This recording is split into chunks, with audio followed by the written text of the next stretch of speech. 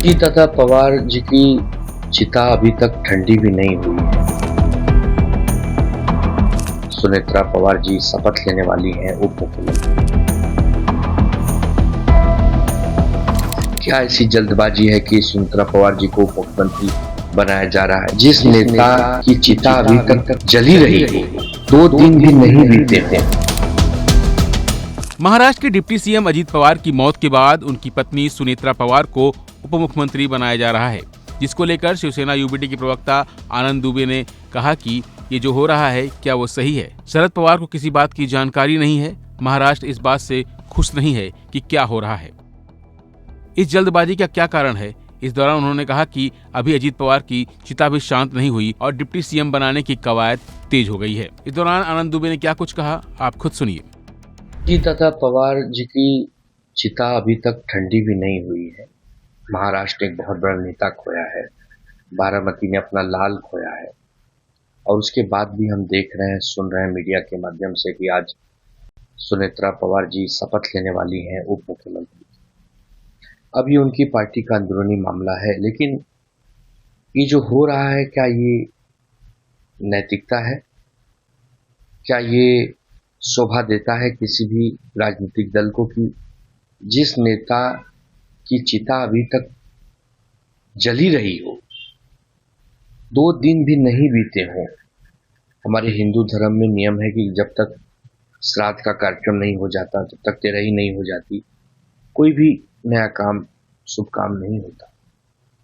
क्या ऐसी जल्दबाजी है कि सुनेत्रा पवार जी को उप मुख्यमंत्री बनाया जा रहा है? ये हमें पता नहीं। शरद पवार साहब का स्पष्ट कहना है कि उन्हें पता नहीं। ये एक गठ है जिसका नाम है राष्ट्रवादी अजीत दादा पवार गठ। अब इस गठ के जो बड़े बड़े नेता हैं, प्रफुल्ल पटेल, सुनील तटकरे, छगन भुजबल, अब ये क्या डिसीजन ले रहे हैं, देवेंद्र फडणवीस से मिलकर क्या बात कर रहे हैं, ये तो वही जाने। लेकिन जो हो रहा है ये महाराष्ट्र को पसंद नहीं आ रहा है, क्योंकि 4 दिन बाद भी अगर आप कोई पद शपथ लेते तो कुछ कमी नहीं रह जाती, कोई पहाड़ नहीं टूट पड़ता। अरे उनके पास पूर्ण बहुमत है, उनके बहुत सारे विधायक मंत्री हैं, सरकार चल ही रही है, सब कुछ तो ठीक ही था। लेकिन कम से कम किसी मृत व्यक्ति के जाने के बाद जिस प्रकार ये गंदी राजनीति हो रही है, ये किसी को अच्छी भी नहीं लग रही है, और हम इस पर ज़्यादा बात भी नहीं करना चाहते हैं। ये हमारी पार्टी की तो बात है नहीं, ये तो अजीत दादा पवार की पार्टी की बात है। उनका कौन नेता उप मुख्यमंत्री बनेगा, कौन मंत्री बनेगा, कौन राज्यसभा जाएगा, ये सब वो तय करेंगे। लेकिन इतनी जल्दबाजी क्या ऐसा कारण है कि इतनी जल्दबाजी है? क्या कहीं भारतीय जनता पार्टी को ये डर है कि अगर जल्दबाजी नहीं करेंगे तो हो सकता है दोनों राष्ट्रवादी कांग्रेस पार्टी एक होकर महाविकास आघाड़ी में चली जाए? ये भी हो सकता है कि अपना समर्थन वापस लेकर इस सरकार से वो बाहर निकल जाए और अपना अलग से राजनीति करें, कुछ भी हो सकता है। तो अब ये तो भारतीय जनता पार्टी जाने, अमित शाह जाने, देवेंद्र फडणवीस जाने। हम तो सिर्फ यही कह रहे हैं कि जो हो रहा है अच्छा नहीं हो रहा है, ऐसा पहले कभी नहीं हुआ है। बड़े बड़े नेता की मृत्यु होती है तो 2 दिन, 4 दिन, 10 दिन तक सब शोकाकुल रहते हैं, लेकिन यहाँ पर तो लग रहा है कि जिस दिन चिता जल रही है उसी दिन से बैठकों का दौर शुरू हो गया है।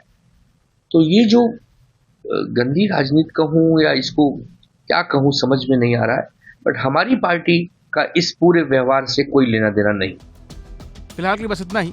बाकी अपडेट बने रहिए वन इंडिया हिंदी के साथ।